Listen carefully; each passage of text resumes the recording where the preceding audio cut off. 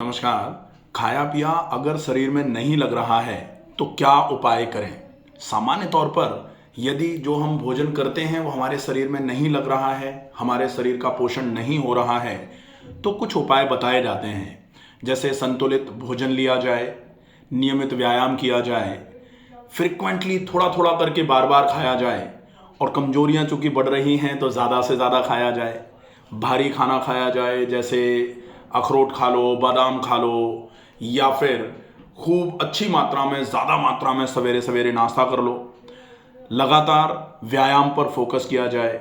ये वो नियम हैं जो सामान्यतः बताए जाते हैं। लेकिन आज हम आपको बताने जा रहे हैं, खाया पिया अगर आपके शरीर में नहीं लग रहा है तो उसके कारण क्या होते हैं, और पूरे तरीके से आपको अगर इस समस्या को खत्म करनी है तो आपको क्या क्या उपाय अपनाने पड़ेंगे। खाया पिया अगर शरीर में नहीं लग रहा है, इसका मतलब है कि निश्चित ही माल एब्जॉर्प्शन बोला जाता है इस कंडीशन को। माल एब्जॉर्प्शन का मतलब है कि एब्जॉर्ब नहीं हो रही हैं चीजें, हमने जो खा लिया वो हमारे शरीर में एब्जॉर्ब नहीं हो पा रहा है। इसके क्या कारण होते हैं, कैसे इसके एब्जॉर्प्शन को बढ़ाया जा सकता है, और शरीर में घटती हुई रोगों से लड़ने की क्षमता, घटता हुआ वजन, बढ़ती हुई कमजोरी को दोबारा कैसे पूरे तरीके से ठीक किया जा सकता है, आज हम सारी चीजें इस वीडियो में अंत तक बताने जा रहे हैं। तो प्लीज इस वीडियो को अंत तक जरूर देखें। अगर आपने अभी तक इस चैनल को सब्सक्राइब नहीं किया है तो इस चैनल को सब्सक्राइब जरूर कर लीजिए, ताकि भविष्य में जो वीडियोस हम बनाएं उसके नोटिफिकेशन आप तक पहुंचते रहें।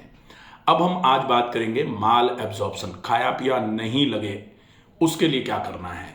सबसे पहला काम होता है कि आप नियमित रूप से व्यायाम करना शुरू करिए, क्योंकि नहीं लग रहा है इसका मतलब है नहीं पच रहा है, और अगर पचेगा नहीं तो निश्चित ही एब्जॉर्प्शन भी रुकेगा, और अगर एब्जॉर्ब नहीं होगा तो एलिमिनेशन भी रुकेगा। मतलब कब्ज भी रहना चालू हो सकती है, या फिर पाचन तंत्र अगर ज़्यादा कमज़ोर हो गया, वो अपने अंदर नहीं रोकना चाह रहा है भोजन को, तो आपको भोजन करने के तुरंत बाद मोशन के लिए जाना पड़ सकता है। तो या तो कब्ज रहेगी या फिर बार बार मोशन जाना पड़ेगा। एक बार में पेट साफ नहीं होगा, पाचन तंत्र हल्का नहीं रहेगा, शरीर में भारीपन रहेगा, शरीर में हल्कापन नहीं रहेगा, और धीरे धीरे करके कमजोरियां बढ़ेंगी। तो आपको व्यायाम इसलिए करना है क्योंकि जैसे जैसे आप व्यायाम करोगे, व्यायाम जब किया जाता है तो शरीर में से ऊर्जा खर्च होती है, और ऊर्जा खर्च होती है तो दोबारा ऊर्जा की आवश्यकता होती है। जैसे ही आप व्यायाम करके ऊर्जा खर्च करना चालू करेंगे, आपके शरीर में एनर्जी की डिमांड आएगी, और वो बढ़ी हुई एनर्जी की डिमांड आपके खाने को पचाने में बहुत अच्छे तरीके से मदद करेगी। और जैसे जैसे खाना पाचन होगा खाने का, तब फिर खाने का अवशोषण भी धीरे धीरे करके चालू हो जाएगा। तो पहला बिंदु है, रेगुलर एक्सरसाइजेस करनी पड़ेंगी। लेकिन वो एक्सरसाइजेस कितनी हो, वो एक्सरसाइजेस भारी भी नहीं हो और कम भी नहीं हो। तो भारी नहीं हो इसके लिए बहुत ज़्यादा ध्यान रखने की आवश्यकता है कि एक्सरसाइजेस में जैसे आप टहल सकते हैं, लगभग 50 मिनट में 4 से 4.5 किलोमीटर अगर टहलेंगे तो ये बहुत अच्छा माना जाता है। इसके साथ में अगर संभव हो जाए तो थोड़ा सा प्राणायाम जरूर किया जाए। प्राणायाम में अनुलोम विलोम प्राणायाम कम से कम 5 मिनट से ज़्यादा करना है। अनुलोम विलोम में भी आप डीप इनहेलेशन करिए एक नॉस्ट्रिल से, दूसरे से पूरी लंबी गहरी सांस पूरी छोड़नी है, फिर जिससे छोड़ा है उससे भरनी है और दूसरे से छोड़ना है। नाड़ी शोधन अनुलोम विलोम बाय डॉक्टर रमाकांत शर्मा, पूरा एक वीडियो है, अगर समझ में नहीं आए तो आप उसको देख सकते हैं। करना बहुत धीमी गति से है, लंबी गहरी श्वास भरनी है और पूरी श्वास को छोड़ना है। इस तरीके से आप अनुलोम विलोम कम से कम 5 मिनट, अगर संभव हो जाए तो 10 मिनट इसका अभ्यास जरूर करें। इसके बाद डीप ब्रीदिंग, लंबी गहरी सांस भरना और पूरी सांस को धीरे धीरे छोड़ना, सीने को पूरा फैलाना और धीरे धीरे पूरी सांस को बाहर निकालते हुए फेफड़ों को पूरा सिकोड़ना। अगर आप ये 50 से 100 बार कर लेते हैं तो निश्चित ही शरीर में खून की चाल भी बढ़ती है, शरीर में ऑक्सीजन का सैचुरेशन बढ़ता है, शुद्ध हवा शरीर में जब फैलना चालू होगी तो शरीर की सारी क्रियाएं बहुत अच्छे तरीके से होना चालू हो जाएंगी, जिसकी वजह से आपको अच्छी भूख भी लगेगी और खाना पचेगा और शरीर में लगना भी चालू हो जाएगा। बहुत अच्छा तरीका है ये। इसमें टहलना और प्राणायाम हो गया। अगर संभव हो जाए तो कुछ व्यायामों का अभ्यास आप कर सकते हैं। व्यायाम में जैसे सूर्य नमस्कार कर सकते हैं, जैसे आप आजकल जो एक्सरसाइज जिसमें एनर्जी जल्दी जल्दी एक्सपैंड होती है वो जुम्बा कर सकते हैं, एरोबिक्स कर सकते हैं, डायनामिक्स का क्लास कर सकते हैं, या डांस क्लासेस ज्वाइन कर सकते हैं। ये भी अच्छा तरीका है व्यायाम करने का।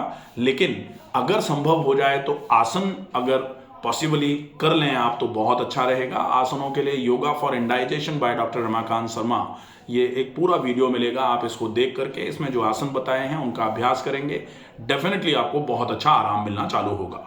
दूसरे नंबर पर आता है कि जब अपच हो रही है, जब खाना पच नहीं रहा है, उसकी वजह से अगर खाना शरीर में नहीं लग रहा है तो आपको खाना हमेशा बहुत जल्दी पचने वाला खाना चाहिए। अगर खाना लग नहीं रहा शरीर में और हम भारी से भारी खाएंगे तो और शरीर खराब होता चला जाएगा। इसलिए बहुत आवश्यकता होगी कि आप भोजन ऐसा करें जो जल्दी पच जाता हो। अब जल्दी पच जाने वाले भोजन में क्या भोजन है, जैसे फल बहुत जल्दी पच जाते हैं तो फलों का उपयोग ज़्यादा से ज़्यादा मात्रा में किया जाए। अगर आपको खाना नहीं लग रहा है शरीर में तो ज़्यादा मात्रा में फल, ताजे फलों का उपयोग किया जाए, और जो सीजनल फल हैं उनका उपयोग करेंगे तो और भी अच्छा रहेगा। सीजनल फलों का उपयोग क्यों अच्छा रहेगा, क्योंकि सीजनल फल फ्रेश फ्रूट्स माने जाते हैं। अब कोई फल ऐसा है जिसका सीजन अभी नहीं चल रहा है तो उसको कहीं ना कहीं या तो स्टोरेज करके रखा गया होगा, या फिर जो हमारा नहीं है, सीजनल और रीजनल की बात करी जाए, जो हमारे आसपास होता है, उत्पन्न हो रहा है, तो वो वहाँ से इजीली अवेलेबल हो जाएगा। सीजनल रहेगा तो वो आपको पूरे तरीके से पोषण देगा, उससे आपको पूरा पोषक तत्व मिलेंगे, तो वो आपके लिए उपयोगी रहेगा। इसके अलावा जो लीफी वेजिटेबल हैं या ग्रीन वेजिटेबल्स हैं उनका उपयोग अच्छी मात्रा में किया जाए। कोशिश की जाए कि अगर आप रोटी खा रहे हैं, भूख लग रही है, रोटी खाइए, लेकिन बहुत मोटे आटे की रोटी खाई जाए। खाने को बहुत ज़्यादा चबा करके खाने की आवश्यकता है। सिर्फ खाना नहीं लग रहा है तो कमजोरी आ रही है, और कमजोरी आ रही है तो कमजोरी को दूर करने के लिए हम ज़्यादा मात्रा में खा लें, उससे कमजोरी दूर हो जाएगी? बिल्कुल नहीं होगी, क्योंकि जब तक खाना पचेगा नहीं तब तक कमजोरी दूर नहीं हो सकती, क्योंकि पचेगा नहीं तो शरीर में लगेगा नहीं, और लगेगा नहीं तो एलिमिनेट भी नहीं होगा। 4 प्रोसेस मैंने हमेशा बताए हैं पाचन तंत्र से संबंधित। एक तो खाने को खाना, इंजेशन, दूसरा खाने का पचना, डाइजेशन, तीसरा खाने का शरीर में लगना, एब्जॉर्प्शन, और चौथा बचा हुआ बेकार का जो फालतू का है वो निकल जाए, इसको बोलते हैं एलिमिनेशन। तो ये सारी चीज़ें पहले नंबर पर ही डिपेंड करता है। एलिमिनेशन तब होगा जब एब्जॉर्प्शन होगा, एब्जॉर्प्शन तब होगा जब डाइजेशन होगा, और डाइजेशन कब होगा? Proper ingestion. प्रॉपर इंजेशन का मतलब है आपको क्या खाना है, आपको मात्रा कितनी खानी है, इसका ध्यान रखना पड़ेगा। खाना कब खाया जाना चाहिए इसका भी ध्यान रखना पड़ेगा। व्हेन टू ईट, मतलब आपका शाम का खाना बहुत ज़्यादा लेट नहीं होना चाहिए। आपको सवेरे सवेरे नाश्ते में कोशिश करनी है, जो अल्पाहार कहा जाता है, सुपाच्य, हल्का जल्दी पचने वाला भोजन जो है वो 9 साढ़े 9 बजे के आसपास ले लेना है। और लंच का टाइम लगभग 12 से साढ़े 12 बजे के आसपास हो सकता है, ये खाने का टाइम रहेगा। How to eat, correct way of eating पर भी आपको बहुत ध्यान रखना पड़ेगा। अगर आप ये ध्यान रख लेते हैं तो फिर आप जो खाना खाएंगे, जो सुपाच्य भोजन आप करेंगे, वो अच्छे तरीके से पचेगा, शरीर में लगना चालू हो जाएगा, शरीर को ऊर्जाएं मिलना चालू हो जाएंगी, जिसकी वजह से शरीर की कमजोरियां धीरे धीरे करके दूर होना चालू हो जाएंगी। तो दूसरा हो जाता है आपका भोजन जल्दी पचने वाला होना चाहिए, टाइम पर खाना है, आपको सही तरीके से भोजन को खाना है। और वहाँ अगर जल्दी पच जाता है, भूख लग रही है, तो आपको भूखे पेट नहीं रहना है। वैसे तो कहावत कही जाती है कि सर्व रोग हरि शुदा। अगर भूख जनरेट करवा ली आपने, आपको भूख लगना चालू हो गई, इसका मतलब ये मान लीजिए कि आपके रोग धीरे धीरे करके दूर होना चालू हो जाएंगे। आज बड़ी समस्या है, बहुत सारे लोग कहते हैं हमको तो बहुत भूख लगती है लेकिन हम तो बहुत बीमार भी हैं। तो वो जो भूख है वो भूख नहीं है। कहा जाता है शुद्ध तीक्ष्णा, ये स्वस्थ शरीर के लक्षणों में आता है। लेकिन आज जो भूख लग रही है, समोसे देख के हमको भूख लग रही है, कचौड़ी देख ली हमको भूख लग रही है, आलू के पराठे बहुत बढ़िया, धनिया और पुदीने की चटनी लग रही है, मुंह में लारी आ जा रही है, ये जो है ये एपेटाइट कहा जाता है इसको। एपेटाइजर्स का यूज जितना ज्यादा किया जाएगा उतनी ज्यादा ये एपेटाइट, देख करके भूख लगना, शरीर को आवश्यकता है या नहीं ये सेकेंडरी हो जाता है।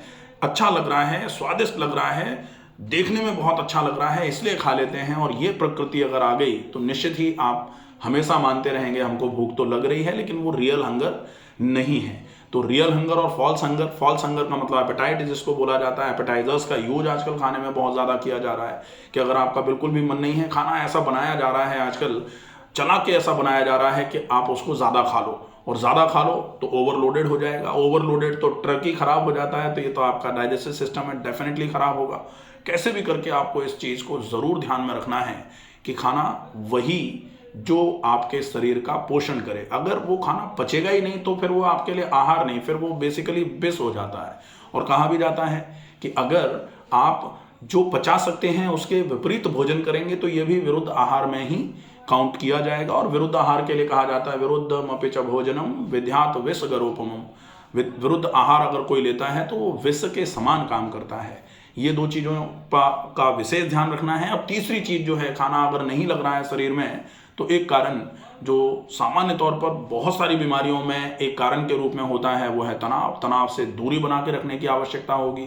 तनाव से दूरी बनाने के लिए आप क्या कर सकते हैं, तो बहुत अच्छा तरीका है तनाव से दूरी बनाने का। आप अच्छे तरीके से अपने आप को फिजिकल एक्टिविटीज़ में एंगेज करिए। सवेरे शाम दोनों टाइम अगर संभव हो जाए तो थोड़ा थोड़ा एक्सरसाइजेस के लिए समय निकालिए, व्यायाम के लिए समय निकालिए। जो हमने पहले नंबर पर इस समस्या के पूरे तरीके से ख़त्म करने में पहला पॉइंट ही रखा, व्यायाम आपको रेगुलर करना चाहिए।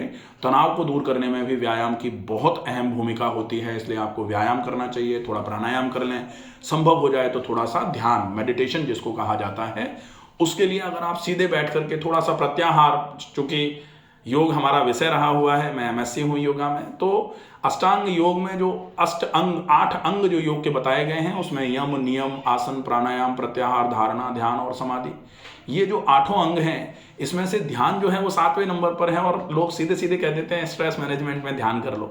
अब ध्यान कहाँ से लगेगा, ध्यान थोड़ी लगेगा। पहले तो आपको आसन से शुरुआत करनी पड़ेगी। मान लेते हैं यम और नियम, तो एक अलग बात है, यम में 5 यम होते हैं, 5 नियम हैं।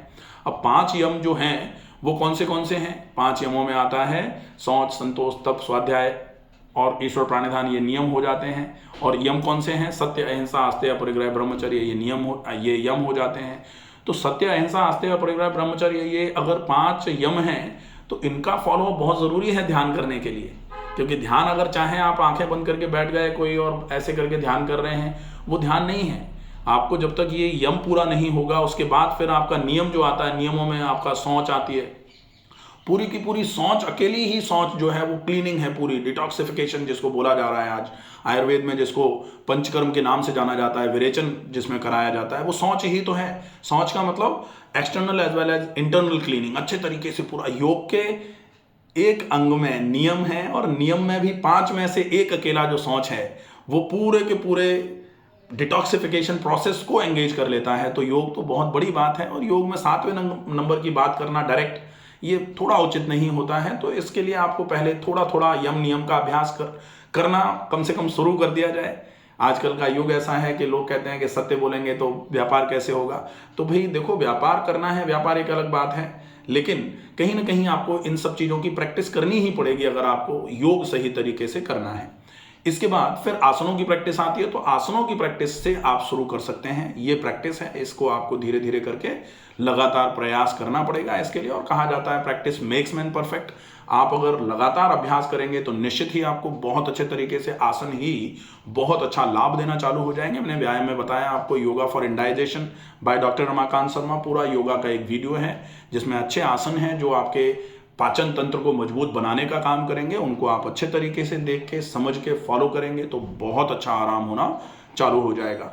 तो आसन का अभ्यास, अगर तनाव दूर कर रहे हैं, तनाव दूर करना है आपको, आसन का अभ्यास बहुत अच्छा है। प्राणायाम और भी बहुत अच्छा है। और उसके बाद जो हम कर सकते हैं वो है प्रत्याहार। प्रत्याहार का मतलब है आप धीरे धीरे करके अपनी इंद्रियों को बाहरी विषयों से हटाकर आंतरिक विषयों पर लगाना चालू करते हो, जिसको आज ध्यान के रूप में कराया जा रहा है कि अब आप आंखें बंद कर लीजिए, अब आप देखिए यहाँ बैठे हैं, अब आप देखिए पहाड़ की चोटी पे बैठ गए हैं, अब आप देखिए कोई है ही नहीं आपके पास, अब आप देखिए आप अकेले बैठे हुए हैं, श्वास की क्रिया चल रही है आराम से, कैसे श्वास आ रही है, कैसे श्वास जा रही है। ये सारा का सारा जो है ये बाहरी विषयों से अपने मन को हटाकर आंतरिक विषयों पर लगाना, इसको प्रत्याहार कहा जाता है। तो इसके बाद प्रत्याहार के बाद धारणा आती है और उसके बाद ध्यान आता है। तो ये तो 5वां स्टेप ही है प्रत्याहार। तो हम प्रत्याहार ही कर लें वही पर्याप्त होगा। इतना सब बताने का मतलब इतना था कि अगर आप तनाव को दूर करने के लिए योग का अभ्यास करना चाहते हैं तो आपको योग के अभ्यास में यम नियम का फॉलोअप जरूर करना पड़ेगा। वो बहुत आवश्यक पॉइंट माना जाएगा। इसके बाद अब बात आती है कि कोई भी बीमारी निश्चित ही तब ज़्यादा बढ़ना चालू हो जाती है जब आपकी नींद डिस्टर्ब होना चालू हो जाती है। तो नींद अगर बिगड़ रही है तो ये केवल नींद की समस्या नहीं है, ये आपके शरीर में बाकी रोगों को फैलाने का भी काम करेगी, बढ़ाने का काम करेगी। और कहावत में कहा भी जाता है, अर्ध रोग हरी निद्रा। आधे रोगों का हरण तो तभी हो जाता है जब आपको अच्छी नींद आना चालू हो जाए। और अगर आपकी नींद बिगड़ रही है तो डेफिनेटली आप आज नहीं तो कल अपने रोग को बढ़ाने का काम कर रहे हैं। इसलिए नींद बहुत अच्छी आए, इसकी भी प्रैक्टिस करी जानी आवश्यक है। तो नींद कैसे अच्छी लाई जाए, इसके लिए insomnia treatment by doctor Ramakant Sharma पूरे 4-5 वीडियोस मैंने बना रखे हैं। इंसोम्निया से रिलेटेड, स्लीपलेसनेस भी बोला जाता है, अनिद्रा बोला जाता है इसको। तो अनिद्रा को कैसे दूर किया जा सकता है उसके लिए पूरे वीडियोस हैं ये, इनको आप देख करके अच्छे तरीके से समझ लें कैसे आप अच्छी नींद ला सकते हैं, क्या क्या आपको करना पड़ेगा। अगर आप अच्छे तरीके से उनका फॉलोअप करेंगे, नींद अच्छी हो जाएगी तो आपके पाचन तंत्र पर सकारात्मक इफेक्ट आना चालू हो जाएगा। इसके बाद जो लास्ट पॉइंट है हमारा वो है, अपने बॉडी को हाइड्रेट जरूर रखिए। हाइड्रेशन मतलब होता है ओरल हाइड्रेशन। आपको पानी की अच्छी मात्रा लेनी चाहिए। आजकल लोग व्यायाम नहीं कर रहे हैं। कई लोगों के मेरे पास मैसेज आते हैं, कॉल्स जब होते हैं तो बात होती है कि हमको प्यास लगती ही नहीं है। तो प्यास लगेगी कहाँ से? शरीर में गर्मी ही पैदा नहीं हो रही है, शरीर में आप व्यायाम नहीं कर रहे, ऊर्जा ही खर्च नहीं हो रही है। जब यूटिलाइजेशन होगा ग्लूकोज का, ग्लूकोज जब ग्लाइकोलाइसिस पे जाता है तभी तो आपके शरीर में ग्लूकोज टूटता है, उससे आपको ऊर्जा मिलती है, कार्बन डाइऑक्साइड बनता है, पानी बनता है और गर्मी बनती है। तो वो गर्मी आपके शरीर को गर्म करती है। उस गर्मी को कॉम्बैट करने के लिए शरीर में गर्मी लगती है। जैसे आपको जब गर्मी लगती है, आपने बहुत लंबे समय तक पानी नहीं पिया हो, खूब आप व्यायाम कर लो, थोड़ा पसीना निकल जाए, उसके बाद आपका गला अपने आप ही चटकना चालू हो जाता है, प्यास लगना चालू हो जाती है। तो अगर प्यास नहीं लग रही है उसके लिए उपचार क्या है? बहुत अच्छा उपचार है, आप अच्छे तरीके से व्यायाम करना चालू कर दो। तो और व्यायाम जब चालू किया ही है हमने, अब प्यास नहीं भी लग रही है तो पहले 2, 5, 7 दिन के लिए आप रेगुलर थोड़ा फ्रिक्वेंटली पानी पीने की आदत बनाना चालू कर लो। ड्रिंकिंग वाटर के बहुत सारे ऐप्स आजकल आने लग गए हैं, वो आपको मोबाइल में आप इंस्टॉल कर लो। वो आपको चिल्ला चिल्ला के कहेंगे भैया पानी पी ले, टाइम हो गया, भैया पानी पी ले, टाइम हो गया। तो इस तरीके से ये जो ऐप बना के रखने की आवश्यकता, कि आपका शरीर आपको बताने की कोशिश तो करता था, लेकिन चूंकि लगातार सेडेंटरी लाइफस्टाइल लीड करी जा रही है तो आपका शरीर आपको कुछ बता ही नहीं रहा। तो ऐसे कंडीशन में मोबाइल आपको बताएगा कि भैया अब टाइम हो गया, आप पानी पी ले। तो आप वैसे कर सकते हैं, या आप टाइम नोट करके रख लो कि आपको इतने गिलास पानी पूरे दिन में पीना है। आप खाने के तुरंत बाद पानी का उपयोग नहीं किया जाता है। पानी क्यों नहीं पिया जाएगा खाने के बाद? मैंने कई वीडियोस बना रखे हैं, पानी कैसे पिएं, पानी को कैसे पिया जाए कि पानी पूरा लाभ करे। कहा जाता है भोजनान्ते विषमवारी। पानी के लिए कई चीज़ें कही जाती हैं। पानी के लिए मैं एक चीज़ बोलूँगा अभी यहाँ, कि पानी अगर आप ऐसे समय में पी रहे हैं जिस समय आपका भोजन पचा नहीं है, कहा जाता है अजीर्णे भैषजम वारी। अजीर्ण के समय में अगर आप पानी पी रहे हैं तो वो पानी आपके लिए औषधि का काम करेगा। जीर्णे वारी बलप्रदम, भोजन पच जाए उसके बाद अगर आप पानी पियोगे तो वो आपके लिए बल प्रदायक होगा। कहा जाता है कि भोजने च अमृतम वारी, भोजन करते समय आप अगर थोड़ा थोड़ा पानी 50-100 ml पानी पी लेंगे, 3-4 घूंट, 3-4 कौर खाने के बाद 1 घूंट पानी पी लिया, वो भी बिल्कुल आराम से, तो भोजने च अमृतम वारी। और भोजनांते विषमप्रदम, भोजन के अंत में अगर पानी पिया जाएगा तो बड़ा नुकसानदायक होता है, विष के समान काम करता है। ये आप कहावत याद रखें। तो पानी की क्वांटिटी आपको ज़्यादा रखनी है। सवेरे दिन की शुरुआत में आप ज़रूर पानी पिएं। अगर आपको खांसी जुकाम नज़ला की समस्या है या आपको अस्थमा की समस्या है, सर्दियों का मौसम है, तो आप गुनगुना पानी पिएंगे, अदरवाइज आपको सादा पानी पीना चाहिए सवेरे सवेरे। तो ये चीज़ें हैं, इनका अगर आप अच्छे तरीके से ध्यान रखेंगे, डेफिनेटली धीरे धीरे करके आप पाएंगे कि जो खाना आपका लग नहीं रहा था, जो शरीर में एकदम से कमजोरियां बढ़ा रहा था, ये बीमारी, ये रोग आपके शरीर को धीरे धीरे करके कमजोर कर रहा था, अगर आप इन सारी चीज़ों पे बहुत अच्छा ध्यान रखेंगे, डेफिनेटली धीरे धीरे करके आपकी ये समस्या पूरे तरीके से खत्म हो जाएगी। आशा है ये वीडियो आपको पसंद आएगा। ज़्यादा से ज़्यादा लोगों तक इस वीडियो को पहुंचाएं। स्वस्थ रहिए, सुरक्षित रहिए। धन्यवाद।